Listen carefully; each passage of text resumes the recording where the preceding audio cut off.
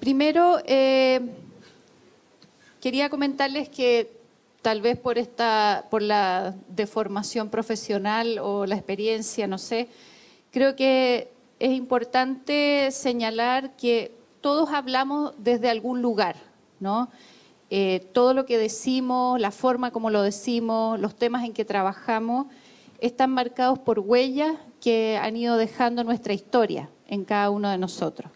Y no es casualidad que, por lo tanto, los que estamos aquí hablando de este tema, estemos aquí. En alguna parte este tema nos marcó. No les voy a contar la historia de mi papá y de mis propias paternidades, porque eso sería para otro espacio. Pero sí quería contarles por qué estoy yo aquí hoy día. Y no solo como representando a UNICEF, sino como Francisca Morales. Hace 15 años atrás, más o menos, yo trabajaba en el CIDE, como organismo no gubernamental vivíamos de proyectos y en algún minuto se presentó la posibilidad de trabajar en un proyecto en relación al tema de la participación de los padres en la crianza de los hijos. Ese proyecto se llamó Paternidad Activa y fue un proyecto en que después nos conocimos con Pancho. Pero de ese proyecto, aparte del buen espíritu que hubo en el equipo para trabajar, me llamó la atención especialmente un testimonio. Este proyecto partió haciendo una serie de focus group para diagnosticar cómo veían los hombres su paternidad, hombres jóvenes, hombres mayores, hombres de distintos niveles socioeconómicos. Y en uno de esos focus group, un papá que vivía en un sector de mayor pobreza en nuestra ciudad, comentó que él tenía un hijo que lo había llevado en algún momento junto a su pareja a su primer control de salud después de nacido.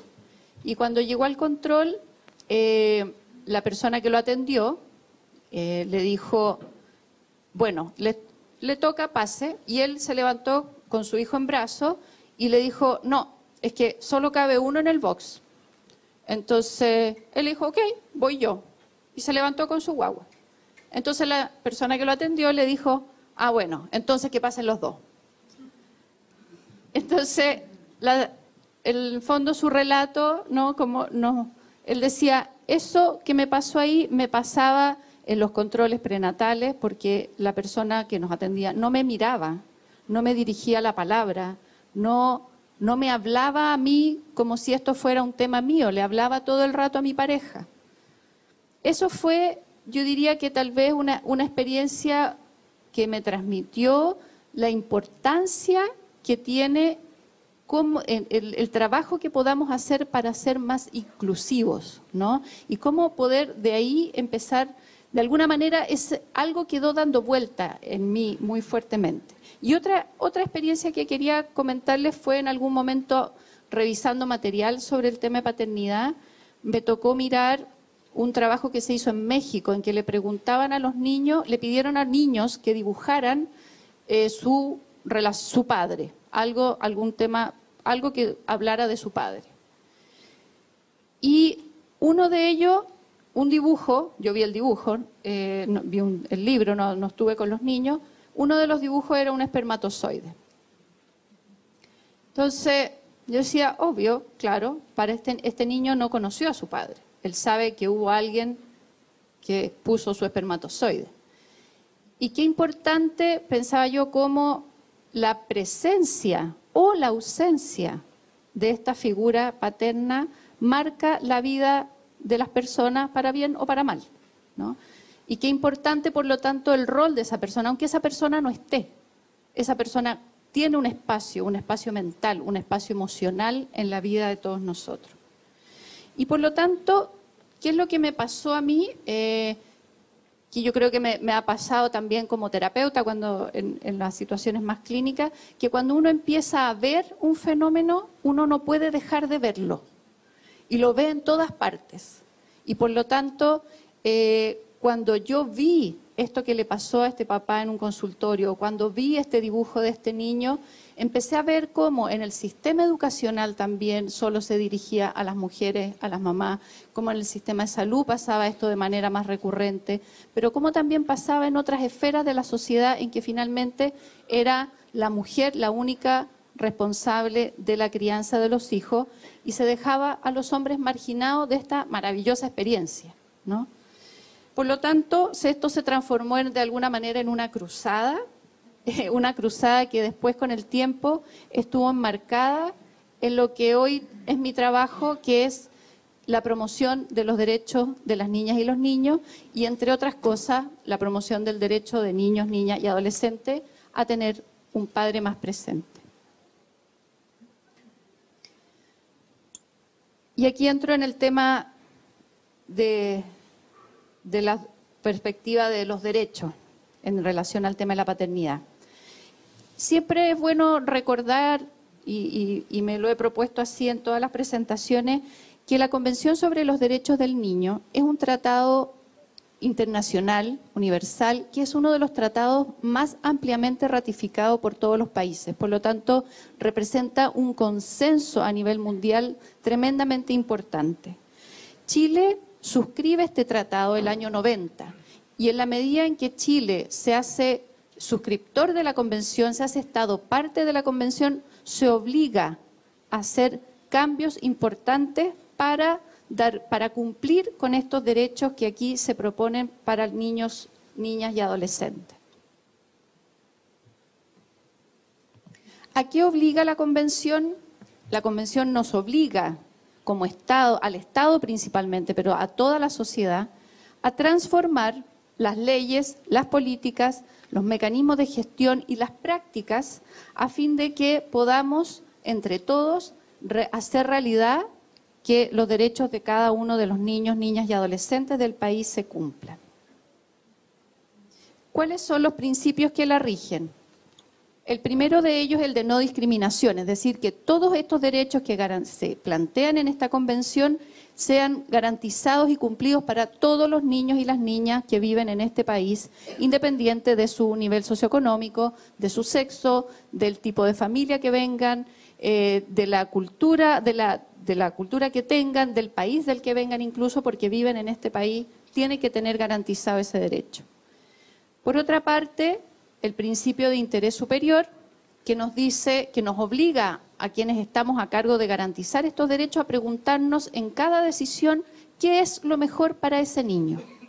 Y eso es una pregunta que no podemos obviar, que no podemos dejar de hacernos. ¿Qué es lo que ese niño necesita y le va a ser mejor para su desarrollo?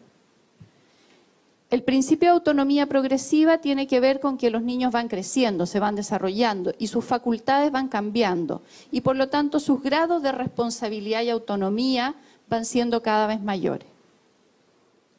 Y por último, y no menos importante, el derecho a ser escuchado, a ser oído, a que como adultos nos pongamos en el lugar de los niños cuando son pequeños y que en la medida en que van desarrollándose los hagamos parte en términos de escuchar su opinión, de saber incorporar sus ideas a aquellas decisiones en que están involucrados. ¿Cuáles diríamos nosotros desde UNICEF que son algunos aspectos claves para el diseño y de las políticas y programas con perspectiva de derecho? Voy a pasar rápido por esto. Primero, la indivisibilidad de los derechos. No podemos preocuparnos de un puro derecho o de avanzar en un solo ámbito de la vida de un niño porque todos los derechos deben ser garantizados de la misma manera. No podemos partir al niño en pedazos y decir vamos a preocuparnos de sus necesidades afectivas pero no de sus necesidades físicas. Eso no existe, no se puede.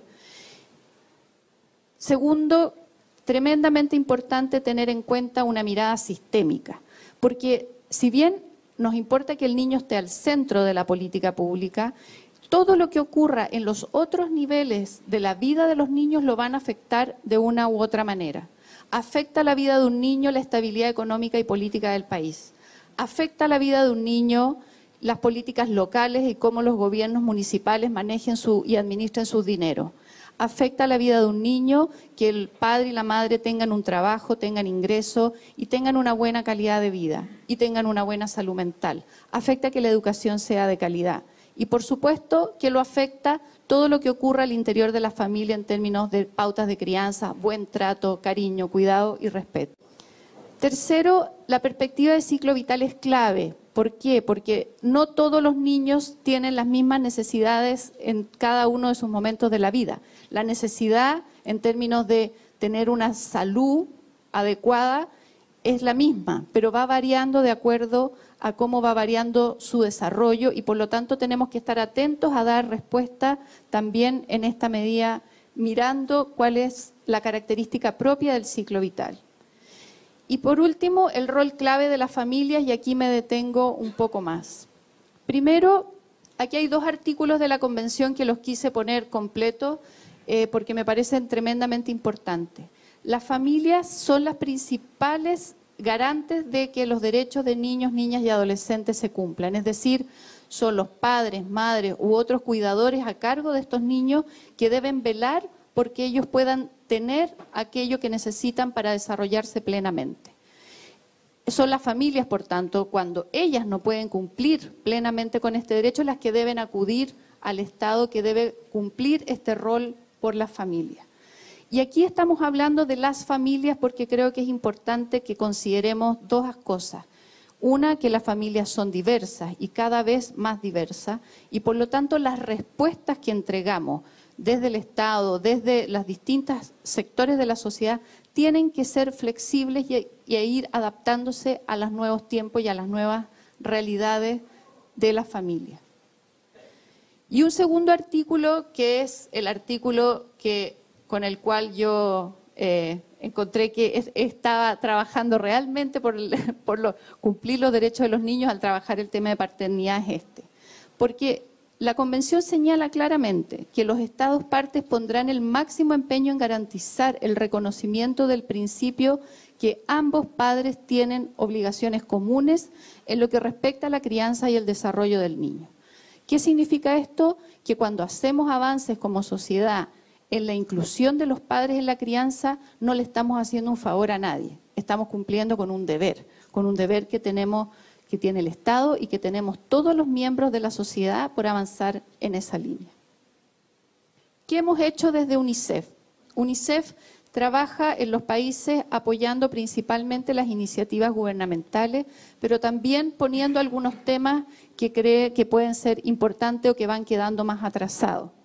Básicamente, en grandes términos, hemos hecho, y muchas de estas cosas han sido en conjunto, casi todas en conjunto con Francisco Aguayo, hemos hecho revisión de políticas en América Latina, hemos revisado documentos materiales que ha producido, por ejemplo, Chile Crece Contigo, preocupándonos de que esté incorporada la mirada del padre, la imagen paterna, y hemos producido también nuestros propios materiales y estamos actualmente en eso también con Chile Crece Contigo, pero también haciendo un material educativo para padres que tienen a sus hijos en los jardines infantiles del Hogar de Cristo.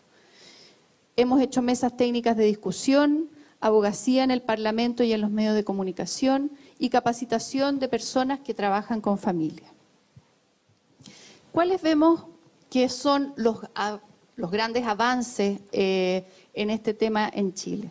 Primero, que el tema hoy es un tema, ¿no? Hace años atrás, hace 10, 15 años atrás, no se hablaba mucho de esto y la verdad es que no era discusión de la agenda pública. Y nos parece un avance que hoy día el tema salga, se ponga, esté ahí más encima de la mesa. Creemos que hoy vemos más imágenes más diversas de padres en su actuar. Y estoy hablando de cosas hasta bien livianas como los avisos publicitarios de la televisión. Hoy día vemos imágenes de hombres en otros roles distintos de lo que se veían hace años atrás. Hay discursos de mayor involucramiento y hay actuares también de mayor involucramiento, aunque en menor medida. Sabemos que los cambios culturales parten por cambiar los discursos, ¿no? Todos queremos ser mejores, todos esperamos ser mejores que lo que fueron nuestros propios padres en lo que estamos haciendo, padres y madres. A veces nos cuesta y tendemos a repetir patrones, pero la tendencia es hacia generar, hacia hacia avances en este actuar. Vemos que hay inclusión del padre en las políticas públicas, aunque no siempre con toda la efectividad que creemos que debieran tener. Vemos, por ejemplo, el cambio que se hizo en el postnatal, aunque, bueno, hoy día viene un reportaje en el diario y ha habido discusión en el tema de que son muy pocos los padres que se están tomando el permiso parental, ¿no? Que eso, bueno, lo irán a tocar otros expositores, no me voy a detener en eso. Pero hay más participación de los padres en el parto y eso ha sido una política pública que se ha implementado desde salud, que ha sido importante, participan más en los controles pre y postnatales.